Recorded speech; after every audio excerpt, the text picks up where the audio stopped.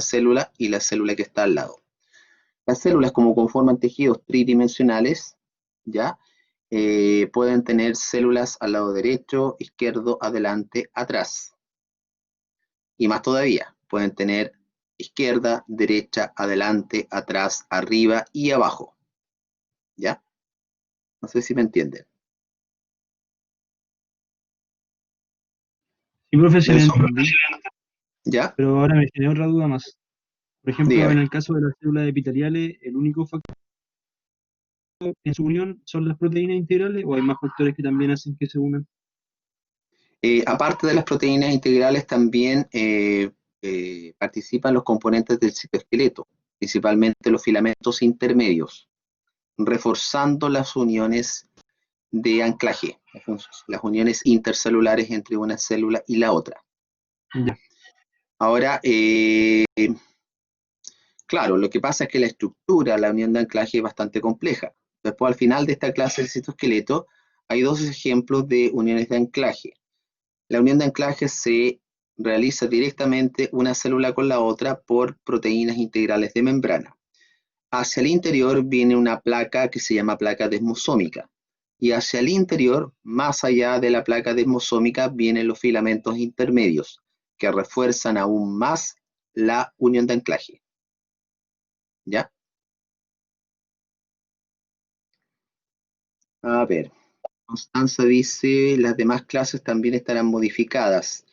El otro día hice la otra sección, la clase de retículo, la clase original que está en el portal, pero la verdad es que no me gustó para nada esa clase. Tiene mucho texto. Si alcanzo, mañana deberíamos hacerlo con ustedes.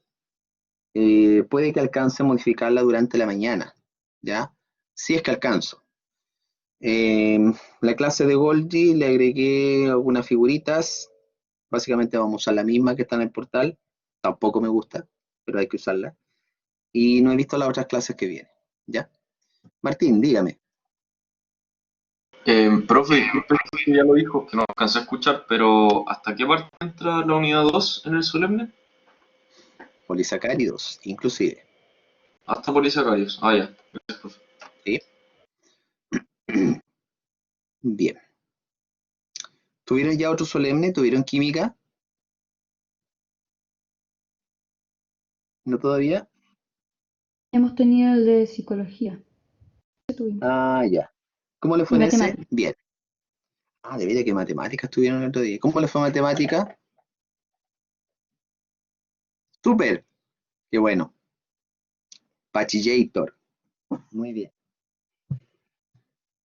Ya mis bachillator celulares. Vamos a continuar. Javiera, duda. ¿Cuál es su duda, Javi? ¿No hay duda? Ya. Vamos, bachillator celulares. Entonces, continuando con la materia de la unidad 2, vamos a estudiar ahora otro componente estructural muy importante en las células eucariontes, ¿ya? Que es el citoesqueleto de la célula. Recordemos que cuando iniciamos la unidad 3, indicamos que todo lo que está hacia el interior de la membrana celular lo denominamos protoplasma o protoplasto. El protoplasma o protoplasto incluye al citoplasma más el núcleo de la célula. Entre el núcleo de la célula y la membrana celular encontramos el citoplasma. Y el citoplasma está formado por el citosol, el citoesqueleto y el morfoplasma. El morfoplasma corresponde al conjunto de todos los organelos. El citoesqueleto, vamos viendo inmediatamente el citoesqueleto, corresponde a un entramado proteico filamentoso bastante dinámico que está en el interior de la célula eucarionte. ¿Ya? Podemos observar, por ejemplo, en esta imagen, que estas estructuras alargadas que están acá, ¿ya? Estos son componentes del citoesqueleto. Estos palillos, como tubitos que están aquí arriba, también son componentes del citoesqueleto. Todo el citoesqueleto está formado por proteínas, ¿ya? Proteínas que pueden generar tanto estructuras filamentosas como proteínas globulares que pueden tener función adicional en el citoesqueleto. Este citoesqueleto es adaptable. Eso quiere decir que no es una estructura estática, ¿ya? se va conformando y desorganizando de acuerdo a las necesidades de la célula. ¿Ya? Ahora, ¿cuáles son las funciones generales del citoesqueleto? Como su nombre lo dice, es un esqueleto celular. ¿Ya? Si es un esqueleto celular, va a mantener la forma de la célula. También protege a la célula de deformaciones, fuerzas de compresión que tiendan a aplastar a la célula no revienta, no se produce la ruptura celular porque tiene un esqueleto interno que resiste las fuerzas de compresión. También este citoesqueleto participa en las uniones intercelulares, reforzando lo que ya habíamos indicado para las proteínas integrales que pueden generar la unión célula-célula. ¿Ya? En el caso de los cilios y de los flagelos, que son estructuras que permiten el desplazamiento de algunas células en particular, los cilios y los flagelos están conformados por elementos del citoesqueleto, ¿ya? Componentes móviles que obviamente van a permitir que los cilios y los flagelos cumplan con su función de desplazamiento. En el caso de las células que están en división celular, el citoesqueleto, específicamente los microtúbulos, permiten la separación de los cromosomas. Y la separación del citoplasma se logra por la conformación de un anillo contráctil de microfilamentos de actina, otro componente del citoesqueleto. ¿Ya? Los flagelos, Bárbara, están conformados internamente por microtúbulos. Los microtúbulos son estructuras filamentosas. Aparte de tener microtúbulos, tienen proteínas motoras que permiten que los microtúbulos tengan un movimiento ondular. Por lo tanto, un flagelo tiene un movimiento ondular, ¿ya? Lo mismo los cilios. Ese movimiento ondular sincronizado permite que las células se puedan desplazar, ¿ya? En estas dos fotografías, que observamos acá, esta de arriba y esta de acá, en la parte inferior, son fotografías del citoesqueleto que está teñido con colorantes especiales que emiten fluorescencia cuando se iluminan con luz ultravioleta. Este tipo de microscopía se llama microscopía de fluorescencia, ¿ya? Por lo tanto, lo que está en color verde aquí corresponde al citoesqueleto de la célula. Lo que está en verde, ahí vemos un núcleo, una célula que está en división. Lo verde corresponde al uso mitótico. Lo naranjo corresponde a los cromosomas. Acá, lo verde corresponde al citoesqueleto de la célula. Aquí tenemos nuestra célula modelo, el enterocito, para indicar que en la parte lateral del enterocito y en la parte basal tenemos uniones intercelulares que son uniones de anclaje. Al final la vamos a ver. Estas uniones de anclaje están reforzadas hacia el interior por componentes del citoesqueleto. Bien. Los principales componentes filamentosos del citoesqueleto, Liasne, dime. Profe, ¿Sí? había dicho que los microtúbulos permiten la separación de ¿qué? De los cromosomas durante la mitosis. La división. Separa los cromosomas. El uso mitótico está formado por microtúbulos. ¿Ya? Ya. Gracias. Ahora, los principales componentes filamentosos del citoesqueleto son tres. Microtúbulos, que son los de mayor diámetro. Aquí tenemos la estructura de un microtúbulo. Los filamentos intermedios, los cuales tienen un diámetro intermedio, por eso se llaman filamentos intermedios. Y los de menor diámetro son los microfilamentos, o también llamados microfilamentos de actina. Aparte de estos componentes filamentosos, también tenemos en el citoesqueleto proteínas accesorias. Tenemos proteínas motoras, tenemos proteínas ligadoras, que están uniendo componentes del citoesqueleto entre sí, y tenemos proteínas que ayudan a la polimerización y despolimerización de los distintos componentes filamentosos. En esta clase nos vamos a centrar principalmente en los componentes filamentosos y vamos a hablar de dos proteínas motoras, ¿ya? Pero que quede claro que hay más proteínas accesorias en conjunto con los componentes filamentosos. Bien, con respecto a los microtúbulos, aspectos estructurales, para esta clase es importante que ustedes manejen la estructura y la función de cada componente del citoesqueleto, ¿ya? Con respecto a la estructura general de los microtúbulos, podemos decir que son filamentos proteicos, porque están formados por proteínas globulares, que ya lo vamos a indicar, son rectilíneos, huecos y rígidos. Tienen un diámetro de 25 nanómetros, son delgaditos, una milmillonésima parte de un metro. Solamente los encontramos en el citoplasma de la célula, no están en el núcleo, ¿ya? Y son muy dinámicos. ¿Qué quiere decir esto? Que se arman y se desarman constantemente. O, dicho de otra manera, se polimerizan y despolimerizan constantemente. No son estáticos, son dinámicos, ¿ya? Con respecto a las funciones, recalcar algunas funciones muy importantes, transportan y posicionan organelos, vesículas y macromoléculas dentro de la célula. Esto está estrechamente relacionado porque determinan la polaridad de la célula. Me explico. La célula identifica, reconoce, comillas, sabe cuál es su periferia y cuál es su parte interna, ¿ya? Por lo tanto, gracias a los microtúbulos, va a generar un complejo tráfico intracelular, un tráfico que va desde el interior hacia la membrana plasmática y desde la membrana plasmática hacia el interior de la célula. Eso marca una polaridad dentro de las células. Por ejemplo, voy a volver atrás. Aquí tenemos un enterocito, un epitelio intestinal, ¿ya?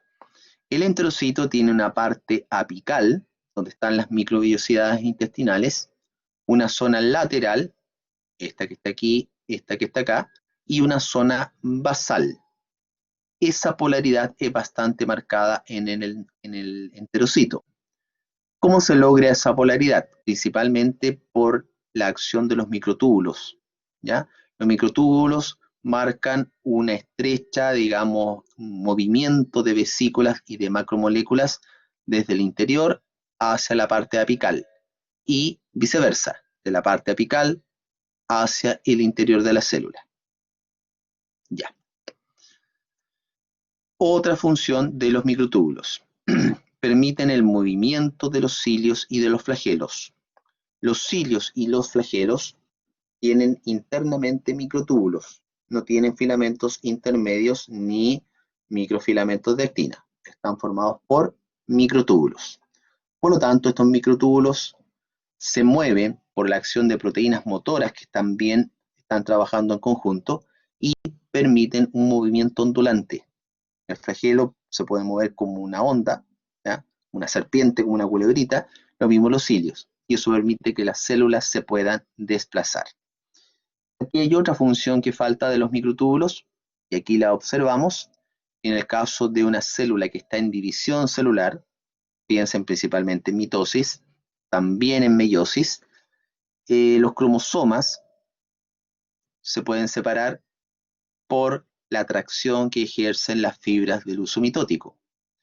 Estas fibras del uso mitótico, que aquí están teñidas con colorantes fluorescentes, ¿ya? Color verde, son microtúbulos que están tirando los cromosomas y finalmente parte el cromosoma por el centrómero y produce la distribución equitativa de los cromosomas. La polaridad, Florencia, le indica a la célula, si tú fueras una célula, imagínate, supongamos que ustedes en general son una célula. una célula esférica, ¿ya? La célula tiene que entender, reconocer o saber cuál es su parte interna y cuál es su periferia. ¿Por qué? Porque si ingresa material vía endocitosis, ese material que ingresa tiene que ir de la periferia hacia el interior de la célula. Y si la célula está secretando proteínas, material desde el interior, ese material en algunas oportunidades tiene que salir de la célula. Por lo tanto, tiene que estar marcada esta polaridad interior-exterior, ¿ya? Por lo tanto, esa polaridad está marcada por los microtúbulos. ¿Por qué? Porque los microtúbulos tienen un extremo positivo y un extremo negativo, ¿ya? Esa polaridad no va en el sentido de carga eléctrica. No hay que entender que el extremo positivo esté cargado positivamente. No, es solamente reconocer cuál es la parte externa, cuál es la parte interna, ¿ya? Cuál es la zona que se proyecta hacia la membrana celular, cuál es la zona que se proyecta hacia el interior o hacia el núcleo de la célula. En ese sentido está la polaridad celular. Después vamos a ver que hay vesículas que siguen un movimiento que se llama anterógrado, que va desde el interior hacia la membrana. Y hay otras vesículas que siguen un movimiento retrógrado, que va desde la membrana hacia el interior de la célula, ¿ya? Y en ese caso están involucrados los microtúbulos. Bien, veamos aspectos generales de estructura. La unidad básica que conforma todos los microtúbulos son un dímero que está formado por dos proteínas, por dos monómeros. Un monómero es una tubulina alfa, esta que está aquí de color verde claro, y la otra es esta de acá, una tubulina beta, que está de color verde oscuro. Pregunta para Bach. Pregunta que requiere una respuesta específica, tipo Bach-Yator celulares. ¿Qué será esto?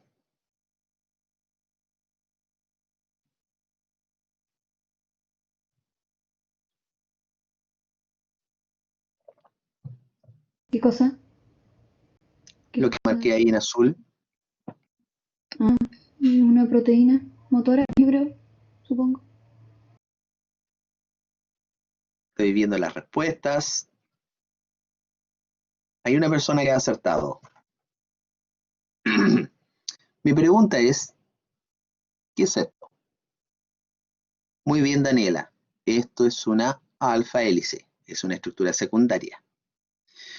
Las tubulinas son proteínas terciarias, fíjense que tienen gran cantidad de alfa hélices en su estructura. Alfa hélice, alfa hélice. La tubulina beta también tiene alfa hélice, ¿ya? Recordemos que las alfa hélice se forman por puentes hidrógeno entre aminoácidos cercanos, ¿ya? Ahora, vamos a darle más o menos.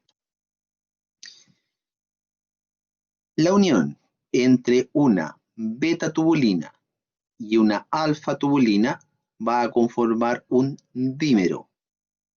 El dímero está representado en esta partecita, ¿ya?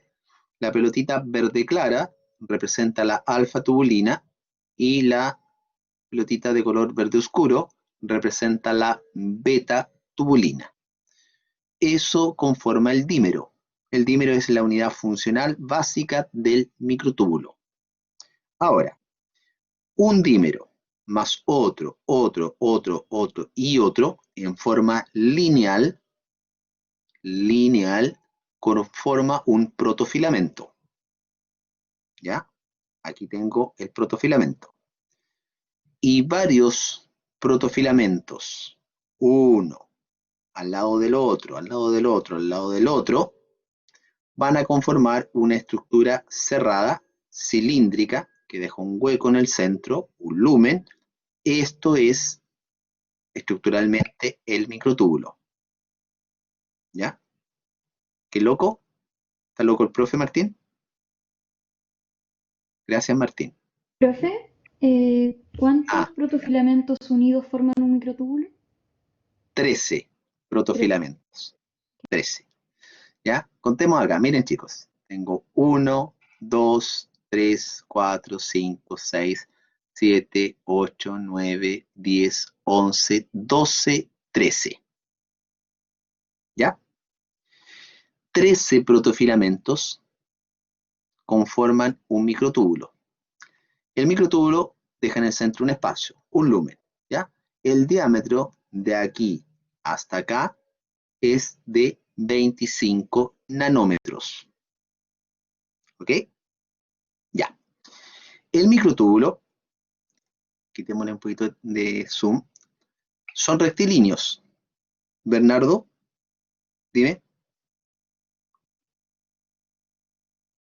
Ah, porque los microtúbulos siempre son 13, ¿ya? Son 13. Para que queden 13 conformando la periferia, va a quedar un espacio en el interior, ¿ya? No queda relleno con proteínas, no queda relleno con protofilamentos, es hueco, deja un espacio. Por eso acá dice que son estructuras cilíndricas, perdón, rectilíneas, huecas y rígidas. No hay nada dentro, no hay proteína, hay agua, ¿ya? Hay material en solución, que es material en solución del citosol. Puede circular agua, algún soluto pequeño que pueda tener un diámetro de 25 nanómetros. Más grande que eso no puede circular por aquí. Pero función de transporte no se considera para los microtúbulos, tienen las otras funciones que habíamos considerado, ¿ya? Ahora, debido a esta estructura, si ustedes ejercieran fuerzas de tracción tanto hacia arriba, vamos a marcar acá con una línea, supongamos que están tirando el microtúbulo hacia arriba, como si quien estuviera tirando una cuerda, y otro grupo hacia abajo, el microtúbulo se quiebra aquí, se parte, ¿ya? No resiste las fuerzas de tracción, debido a su forma, debido a su estructura, ¿ya? Por lo tanto, imaginen una fuerza tirando hacia arriba y otra fuerza tirando hacia abajo, finalmente se quiebra el microtúbulo. Lo mismo pasaría si este microtúbulo lo dobláramos, ¿ya? Ejerciéramos una fuerza acá, ¿ya? Y otra fuerza acá, se va a quebrar por el centro, ¿ya? Se va a doblar, pero al final se va a quebrar. No es resistente a las fuerzas de tracción. Se quiebra fácilmente. Pero debido a su gran diámetro, es resistente a la compresión. Uno puede aplastar un microtúbulo y el microtúbulo resiste. Por lo tanto, la célula puede aguantar fuerzas de compresión básicamente porque los microtúbulos son resistentes a las fuerzas de compresión. ¿Ya? Bien. Agua. Agua y algunos solutos no muy grandes pueden circular por el interior del microtúbulo. ¿Ya? Ya. ¿Sí? Cuando dijo antes que los cilios y flagelos están formados por microtúbulos, ¿se refiere a toda la estructura de los cilios y los flagelos? ¿O, o una parte nomás de los cilios y los flagelos está Una compuesta por parte, microtúbulos? la parte que está más próxima a la célula, esa tiene principalmente microtúbulos y proteínas motoras. Si nos vamos alejando de la zona basal o del cuerpo basal, eso va disminuyendo la cantidad de microtúbulos, ¿ya? Y disminuyendo la cantidad de proteínas motoras. La parte más apical del cilio y del flagelo tiene muy poco movimiento, ¿ya? La parte más próxima a la célula, esa es la zona donde hay capacidad de poder mover el microtúbulo y por lo tanto mover el flagelo o los cilios.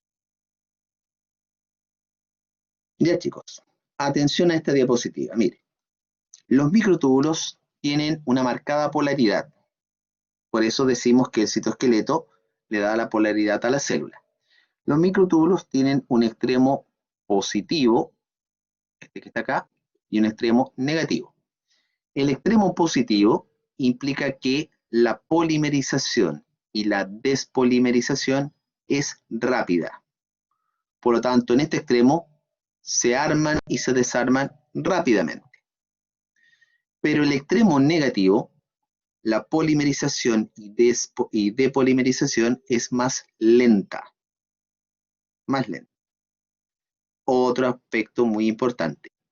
El extremo negativo se proyecta hacia el interior de la célula, hacia el núcleo de la célula. Mientras que el extremo positivo se proyecta hacia la membrana plasmática o hacia la periferia de la célula. ¿Ya? Este extremo positivo y negativo son muy importantes porque hay proteínas motoras que van a llevar organelos y vesículas hacia el extremo positivo. Ahí trabaja una proteína motora específica. Y en el sentido contrario, hacia el interior de la célula, va a trabajar otra proteína motora que moviliza vesículas hacia el interior. Y utilizan los microtúbulos para ir avanzando. ¿Ya?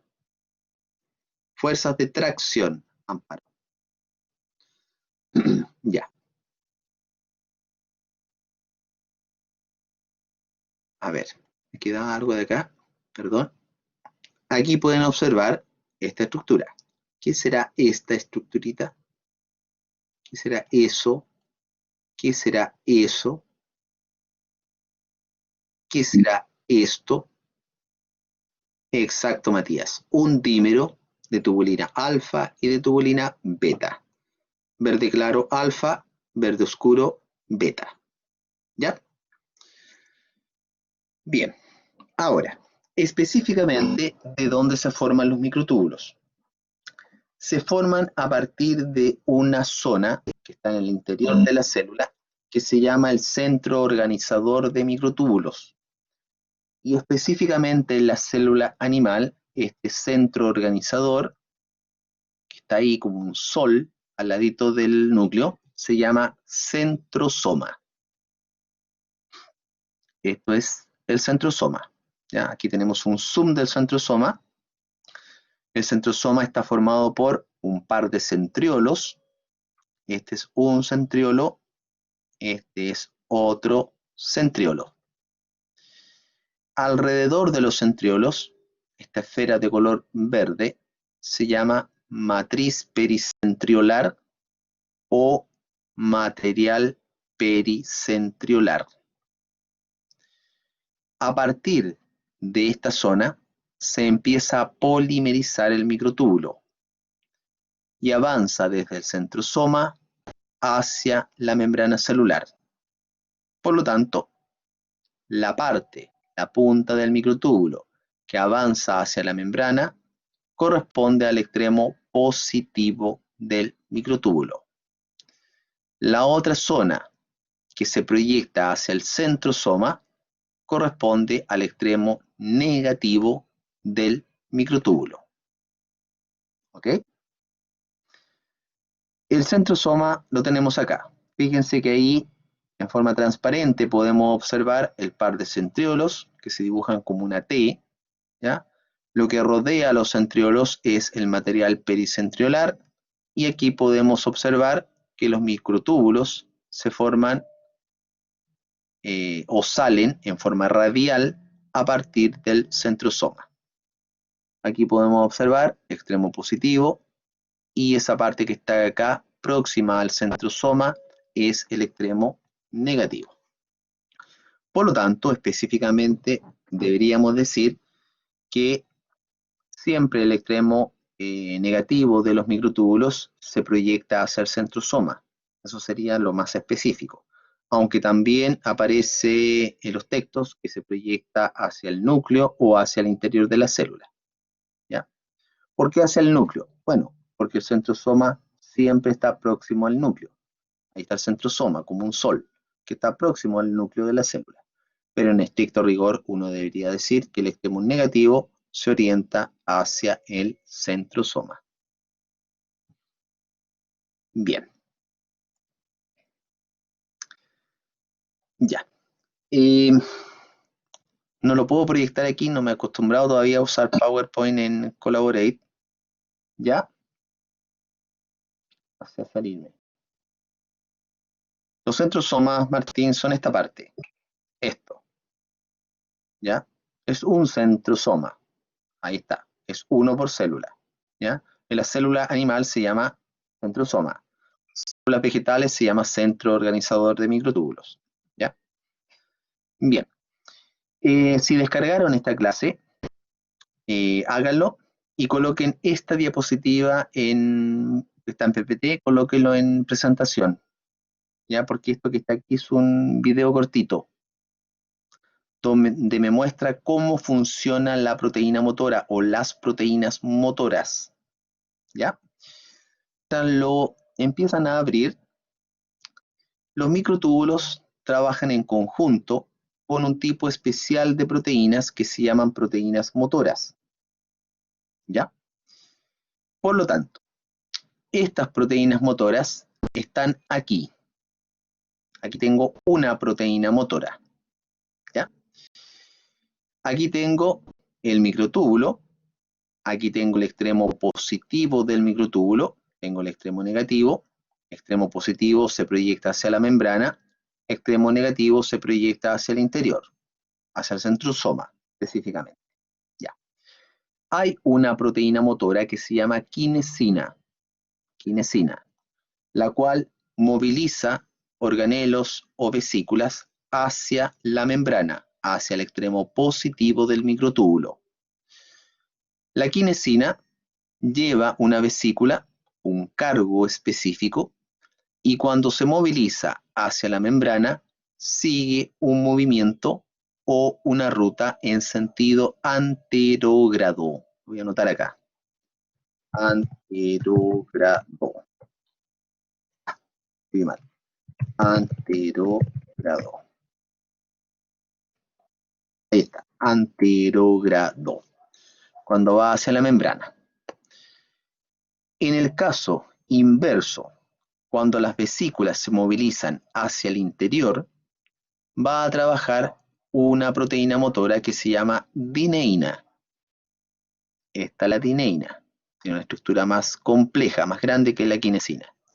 Ella también puede llevar una vesícula con un cargo específico, pero la moviliza hacia el interior de la célula. En ese caso, hablamos de sentido retrógrado. Retrógrado. Entonces, coloquen esto en presentación, van a visualizar que esta es la proteína motora, supongamos que va avanzando hacia el extremo positivo, hacia la derecha, esta tendría que ser una quinesina. La quinesina va avanzando, como quien va caminando por el microtúbulo, pero en la parte superior lleva una vesícula. Esta vesícula puede ir cargada con proteínas, ¿ya? Por lo tanto, moviliza esta vesícula desde el interior hacia la periferia de la célula o hacia la membrana celular. ¿Ok? ¿Queda claro?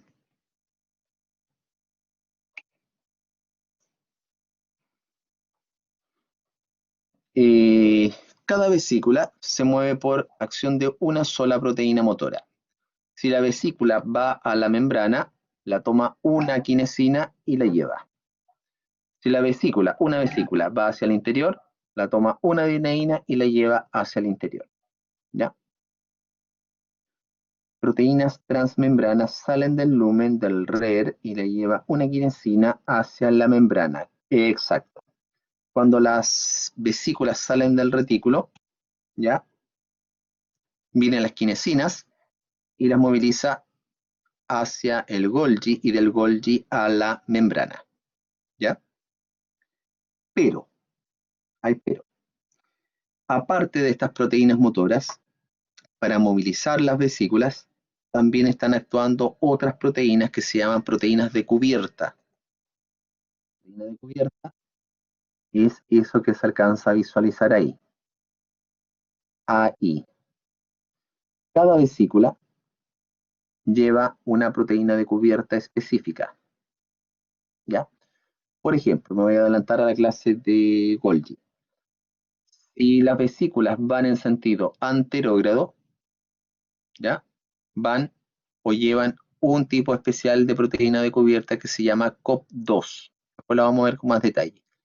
Y las que van en sentido retrógrado llevan otro tipo de proteína de cubierta que se llama COP1.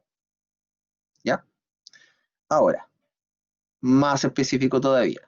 Aparte de las proteínas de cubierta, las vesículas llevan un tipo especial de proteína que se llama SNARE. Vamos a anotar acá. SNARE. Las cuales también dan especificidad a las vesículas. Y aparte de las SNARE, hay otro tipo de proteínas que se llaman RAPs, ¿ya? Que también dan especificidad a las vesículas. ¿Por qué esto tiene que ser tan específico? Porque hay tantas vesículas dentro de la célula que si no existiera una alta especificidad, se armaría un completo desorden en la orientación o el destino hacia donde tienen que ir estas vesículas. Por eso la célula utiliza varios mecanismos de marcaje, ¿ya? Para asegurarse de que finalmente lleguen al lugar donde tienen que cumplir su función, lo que va en el interior de la vesícula, ¿ya? Lo que va en el interior de la vesícula pueden ser proteínas integrales de la membrana celular, pueden ser glucoproteínas que van a tener función de receptores, pueden ser lípidos de membrana, ¿ya? Dame un segundo, Florencia. Puede llevar glucolípidos, puede llevar hormonas, puede llevar producto desecho, en fin, ¿ya? Esto básicamente más específico, no es tanto importante para ustedes, ¿ya? Las SNARE y las RAP son otro tipo de proteínas que van a dar identidad específica a las vesículas, ¿ya? Esto es una vesícula. Es una vesícula, un compartimento delimitado por membrana, pero muy pequeñito. En su interior, repito, puede llevar proteínas, puede llevar enzimas, puede llevar glucoproteínas, lípidos, glucolípidos o también producto de desecho de la célula, ¿ya? Hay una compleja red de tráfico intracelular dentro de la célula, una compleja red, ¿ya? En la clase de Golgi vamos a hablar un poquito más de tráfico intracelular, ¿ok? Bien.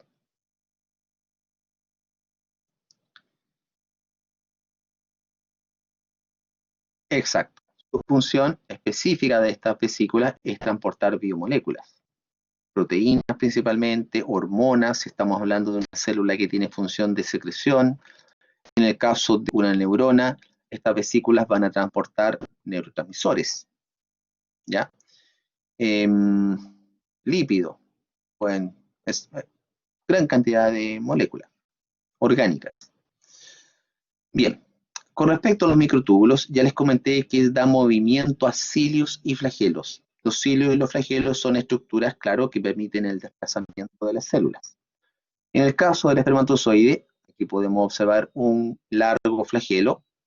Aquí se colocan ¿cómo se llama? Esta diapositiva en presentación. Aquí hay un gran movimiento de cilios, ¿ya? Está permitiendo circulación de agua para que esta célula se pueda nutrir. Estos cilios y flagelos internamente tienen microtúbulos. Por ejemplo, aquí tenemos una célula con cilios. El cilio en la parte que se une a la célula, esta parte se llama el cuerpo basal. En el flagelo, parte de ahí corresponde al cuerpo basal. Si hiciéramos un corte a este nivel, un corte transversal del cilio, observaríamos esta estructura. En la parte central, este cilio o flagelo tiene dos microtúbulos, 1, 2, ¿ya? O un par de microtúbulos. Y en la periferia tiene 9 pares de microtúbulos. 9 pares de microtúbulos en la periferia, un par de microtúbulos en el centro. Esta estructura que está representada acá se llama estructura o proyección 9,2 más 2. 9 pares de microtúbulos en la periferia más 2 microtúbulos en el centro. ¿Ya? Esta zona que está aquí específicamente, a este nivel, se llama axonema. Aquí podemos observar la estructura, el corte a microscopía electrónica. Tengo 2 microtúbulos en el centro y tenemos el par de microtúbulos, los pares de microtúbulos que están en la periferia. Junto con estos microtúbulos tenemos proteínas motoras, ¿ya? Donde tenemos nuevamente la dineína, la participa aquí, permitiendo el movimiento sincronizado de estos microtúbulos. ¿Para qué?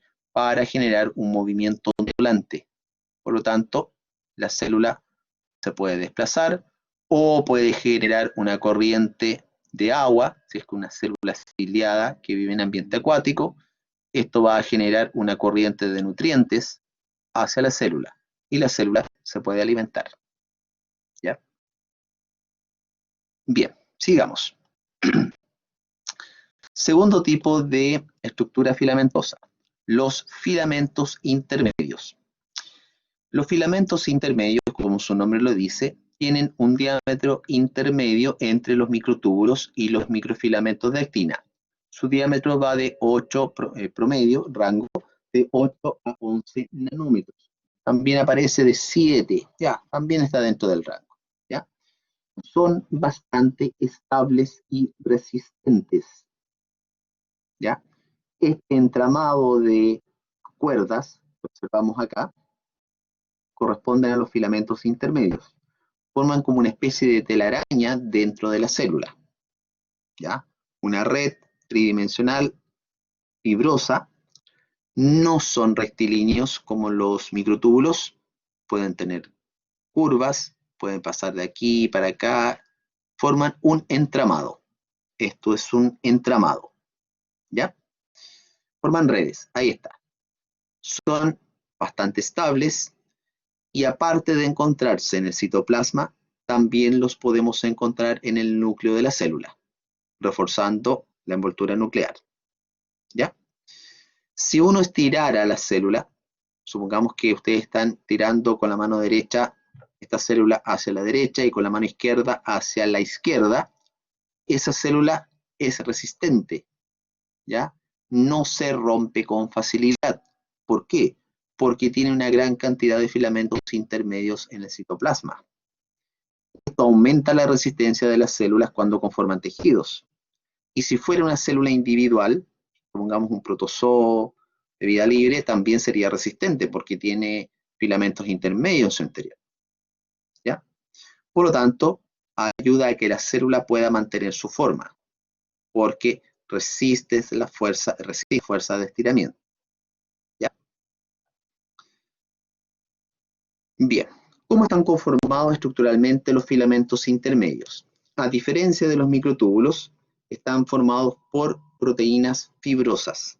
El monómero ahora es una proteína fibrosa. El monómero de los microtúbulos son proteínas globulares, proteínas terciarias globulares, alfa y beta tubulina. Pero aquí el monómero es esta proteína fibrosa, ¿ya? Este es el monómero. 2 monómeros de esta proteína fibrosa van a conformar un dímero.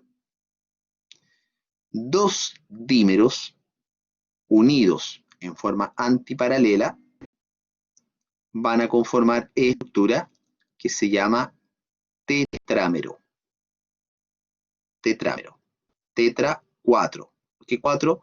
Porque tiene 2 proteínas fibrosas básicas acá, 2 proteínas fibrosas básicas acá. Todo esto, repito, conforma un tetrámero. Las cadenas de tetrámeros, este tetrámero más otro, y así sucesivamente, van a conformar los protofilamentos. Protofilamentos. Un protofilamento lo tenemos aquí, ¿cierto? Y al ladito tenemos otro protofilamento. 4 pares de tetrámeros o 4 protofilamentos trenzados de esta manera van a conformar la estructura básica de un filamento intermedio. Fíjense la forma, está trenzado.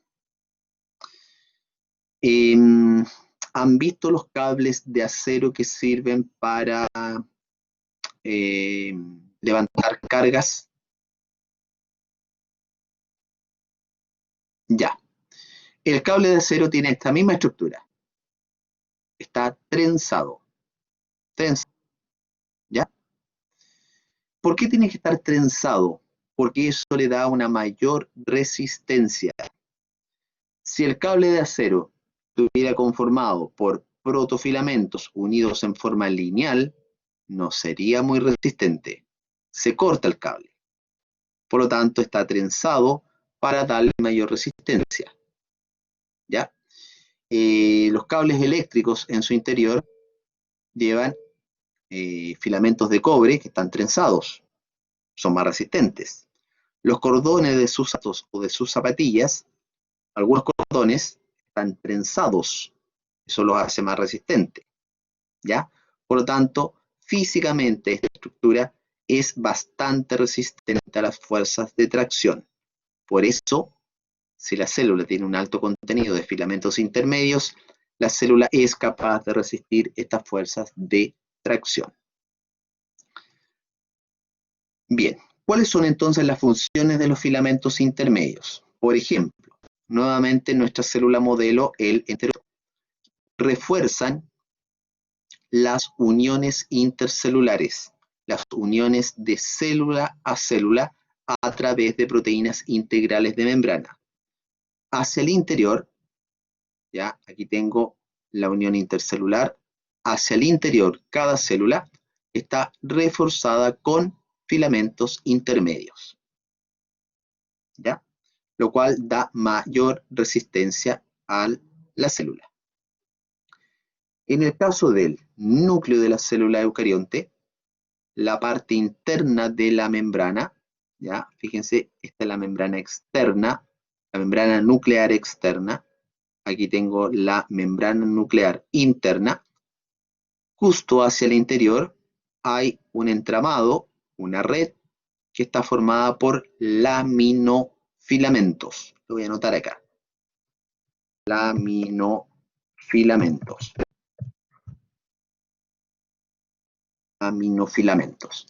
Estos laminofilamentos conforman una lámina nuclear. Ya. Pregunta de comprensión. ¿Por qué creen ustedes que el núcleo tiene una lámina nuclear?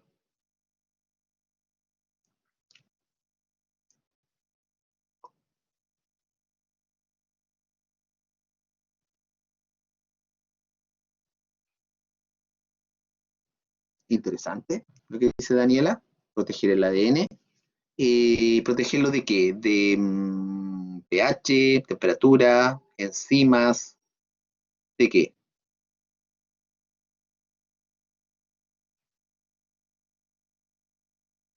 Esa lámina se llama lámina nuclear. ¿Ya? Lámina nuclear. Claro, esta lámina no va a proteger el ADN y el ADN no lo va a proteger, qué sé yo, del pH, del calor, no, sino que lo va a proteger de fuerzas que tiendan a aplastar la célula. Si hay una fuerza que aplasta la célula, ¿ya?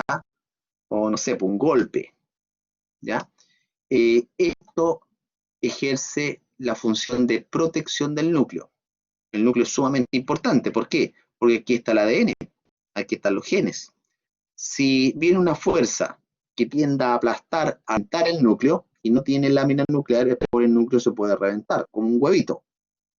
Y su contenido de ADN va al citoplasma, y esa célula está liquidada, esa célula después va a morir. Por lo tanto, si el núcleo no resiste las fuerzas de compresión, el ADN que está aquí en el interior se puede fraccionar, se puede quebrar. Los cromosomas pueden perder parte de su estructura, o sea, pueden perder genes, puede existir mutación, y eso puede generar un cambio negativo en la célula. Por lo tanto, esta lámina nuclear protege aún más el interior del núcleo, es decir, el ADN. si bien ya tiene una membrana nuclear doble, externa e interna, se refuerza aún más por la acción de la lámina nuclear. ¿Ya? Y tiene otra función. En el caso de la cromatina, que después lo vamos a ver cuando veamos núcleo, la cromatina más oscura, más densa, se une a la lámina nuclear. Después vamos a ver que esa cromatina más oscura, más densa, corresponde a genes que no se están transcribiendo. En el caso del axón de las neuronas, ya los filamentos intermedios ayudan a reforzar el axón en las neuronas. Aquí, por ejemplo. En el caso del tejido muscular, las fibras musculares, aquí tenemos una, en el centro tenemos otra, acá tenemos otra. Estas fibras están atadas, digo atadas para que entendamos, unas con otras, conformando músculos, estructuras firmes, por la acción de estos filamentos intermedios de color amarillo, que se llaman desmina. Desmina, ahí está el nombre, ¿ya? Estos son los filamentos de desmina. Refuerzan la estructura de las fibras musculares. Bien, ¿cuánto me queda? Me queda tiempo, ya. Último tipo de estructura filamentosa. Tenemos los microfilamentos o microfilamentos de actina. Son los que presentan el menor diámetro. Su diámetro va de 5 hasta 7 nanómetros. Son bastante dinámicos. Se polimerizan, despolimerizan con facilidad. Forman haces o redes de filamentos rectilíneos, pero en varias direcciones. ¿Ya? Aquí, por ejemplo, un microfilamento va en esa dirección, el otro va en otra dirección, el otro en otra dirección. Es como un entramado rectilíneo en el interior de la célula. Acá lo mismo. ¿Ya? Siempre se asocian bastante con el movimiento de la célula. Células que tienen que desplazarse van polimerizando y despolimerizando constantemente los microfilamentos de actina. Y en la periferia de la célula hay una estructura que se llama el córtex celular o corteza celular, la cual está pegadita internamente a la membrana celular. Por lo tanto, le da mayor resistencia mecánica a la célula. Protege a la célula de las fuerzas que tiendan a comprimir a la célula. ¿Ya? Bien. Estructuralmente, ¿cómo están formados los microfilamentos de actina? La proteína que los conforma, el monómero, es una proteína globular que se llama G-actina. ¿Ya? Esta G-actina que observamos acá, en el estado despolimerizado, está en forma individual, pero cuando se polimeriza, la estructura madura de un microfilamento de actina es en realidad una doble hebra o un doble helicoide de filamentos de actina. Cuando esta G-actina se polimeriza, cuando se une una con otra, cambia su estructura y se llama F-actina. ¿Ya? La F-actina es la actina polimerizada. Esta es la que está conformando las dos cadenas de G-actina trenzadas, como ustedes lo pueden observar acá. ¿Ya? Tiene una polarización bastante marcada.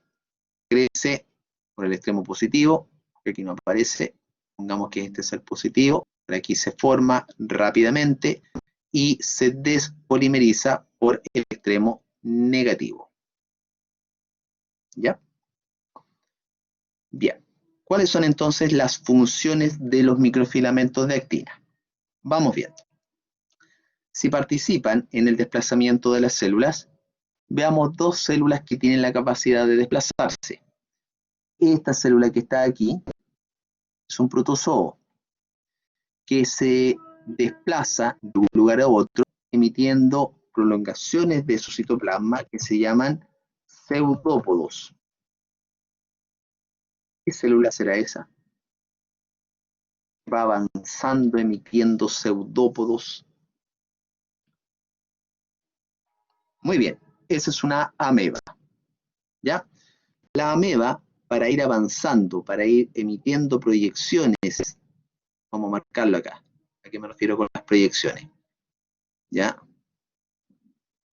Esto que está aquí, esto que está aquí es una proyección de su citoplasma. Esto que está acá es una proyección. Ahí tenemos 3 proyecciones de su citoplasma, 3 pseudópodos. Supongamos que está avanzando hacia la derecha, tiene que ir emitiendo proyecciones del citoplasma hacia la derecha. Por lo tanto, tiene que ir ejerciendo una fuerza interna que impulse a la membrana, todo el citosol y todos los organelos en esa dirección. ¿Cómo lo logra? Polimerizando y despolimerizando sus microfilamentos de actina. ¿Ya? De esa forma puede ir avanzando. En el caso de esta otra célula que está acá, un fibroblasto, ¿ya? El fibroblasto es un componente móvil de la matriz extracelular. El fibroblasto va avanzando por entre medio de las fibras de colágeno, va avanzando por entre medio de los proteoglucanos, de un lugar a otro, entre medio de la matriz. ¿Y para qué tiene que hacer eso el fibroblasto? ¿Por qué tiene que gastar energía en pasar por entre medio del proteoglucano, de la colágeno? ¿Para qué se desplaza tanto? A ver.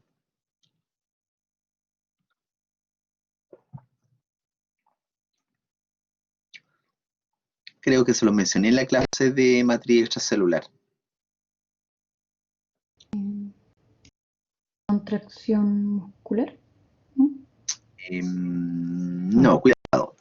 No, porque este fibroblasto va avanzando entre medio del espacio que queda entre una célula y la otra, ¿ya? Estas células grandes que están acá van a dejar espacios. Entre esos espacios puede ir avanzando don fibroblasto para cumplir su función. ¿Cuál será la función? Sintetizar colágeno. ¿Ya?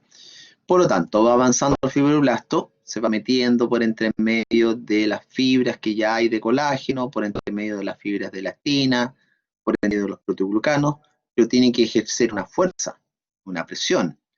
Esa fuerza se logra por polimerización y despolimerización de los microfilamentos de actina, ¿ya? Él también emite proyecciones de su citoplasma, pero en este caso se llaman filopodios y lamelipodios. Tiene un nombre distinto al caso de los pseudópodos de la ameba, ¿ya? Otra función de los microfilamentos de actina es constituir esta cosita de color rojo que está hacia la periferia de la célula. Eso rojo que está ahí, en un microscopio de fluorescencia, se llama el córtex celular o corteza celular. Es un reforzamiento de la membrana plasmática, ¿ya? Lo cual da mayor resistencia a la membrana y obviamente protege a la célula de las fuerzas que tiendan a aplastarla o a comprimirla. En el caso de la división del citoplasma, ¿ya? Después que ha terminado la división del núcleo, las dos células hijas se tienen que separar, ¿ya? ¿Cómo separamos el citoplasma de la célula? Bueno, estrangulando el citoplasma. ¿Cómo se estrangula? Mediante la acción de un anillo contráctil que está formado por microfilamentos de actina. Eso se llama citocinesis. ¿Okay? Bien. Para ir terminando esta parte de los microfilamentos de actina, lo que acabo de comentarles, la polimerización y despolimerización acá arriba, para que fibroblasto avance, para que ameba avance, la corteza celular y el anillo contráctil en la citocinesis, perdón, implica que esta actina se polimerice y despolimerice rápidamente. Pero en el caso del tejido muscular, también hay microfilamentos de actina. La unidad base de contracción es el sarcómero. Aquí tengo un sarcómero. Aquí tengo una miofibrilla. ¿Ya? Aquí tengo una fibra muscular. El sarcómero tiene microfilamentos de actina, estos de color café, y filamentos de miosina. Cuando ocurre la contracción, aquí tengo la contracción, fíjense que la fuerza está identificada aquí en las flechas, se produce reducción en el largo del sarcómero. Las cabezas de miosina, estas grandes, se deslizan hacia este extremo positivo de los microfilamentos de actina. Ya, ¿a qué voy con esto? Voy a lo siguiente. Estos microfilamentos de actina son estables, muy, muy estables. No se polimerizan y despolimerizan como los anteriores, como en este caso, en este o en este. Estos son dinámicos, pero estos microfilamentos de actina presentes en el tejido muscular son estables, no se degradan, ¿ya? No se despolimerizan, salvo en algunas condiciones. ¿En qué condiciones podría ocurrir despolimerización de esta actina? Las cabezas de miosina se deslizan hacia acá. O lo puedes tomar en el otro sentido, que los microfilamentos de actina se deslizan sobre los filamentos de miosina. Cualquiera de las dos formas. Vuelvo a hacer la pregunta.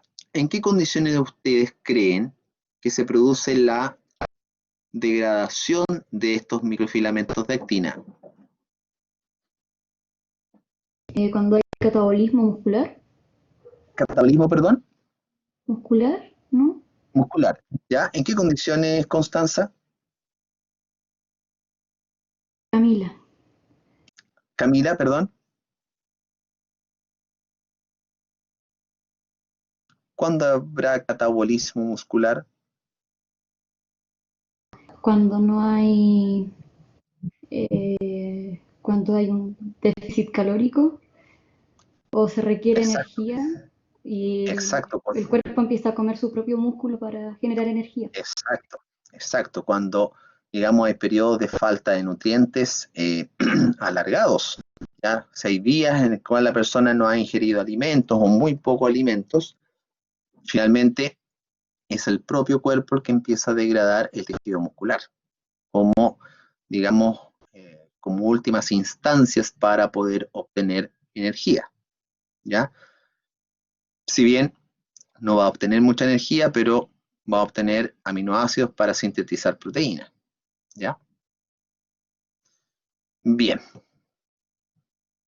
voy a dejar, bueno, aquí tenemos un cuadro resumen para ir terminando, ¿ya? Tenemos los microfilamentos, los filamentos intermedios y los microtúbulos.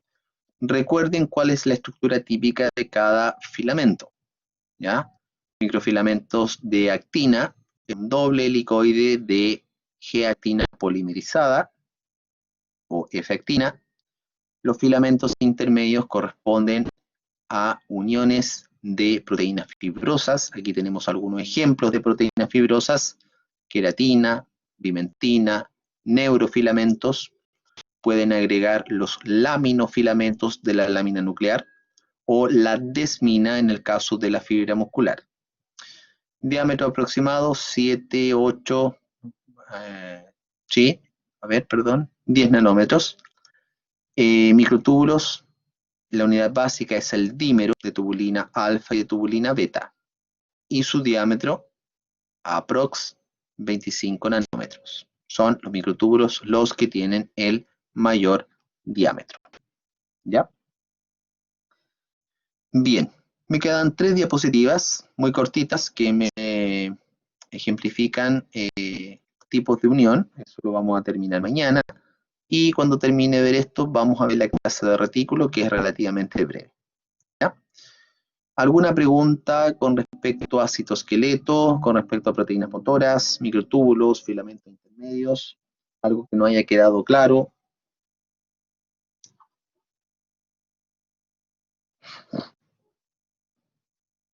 Ignacio, Tomás, Bastián, Amparo. Profe, el córtex celular reemplaza la membrana en su totalidad, ¿todo? Claro, porque la membrana, el córtex está en la monocapa interna de la membrana, en la monocapa citosólica, ¿ya? Entonces, no, Esa no por parte, fuera. no, por fuera no, es internamente, internamente, ¿ya? Si estuviera por fuera, ya sería parte de la matriz extracelular, Ok. ¿ya? Como dice morfología celular, pensé que también podría ser por fuera y por dentro. No, es morfología celular propiamente tal, ¿ya? Si es por fuera, ya vendría a ser parte constituyente, insisto, de la matriz extracelular. Ah, ya, ok, ya entendí mal. Lamelipodios, Matías, son proyecciones del citoplasma del fibroblasto. Los lamelipodios son estas proyecciones laminares, ¿ya? Lo más laminar de la membrana del fibroblasto. Y los filopodios son esta especie de proyecciones con forma de punta, ¿ya? Podoespie. Lameli es de lamela o de lámina, ¿ya? Forma laminar. ¿Ok? Bien, ¿alguna otra duda, chicos? ¿No? Ya va, chicos. Quedamos hasta aquí entonces. Nos reencontramos mañana, temprano, a las 11, y terminamos con lo que de uniones intercelulares. Nos vemos mañana. Cuídense. Un abrazo. Chao, chao. Bye, bye.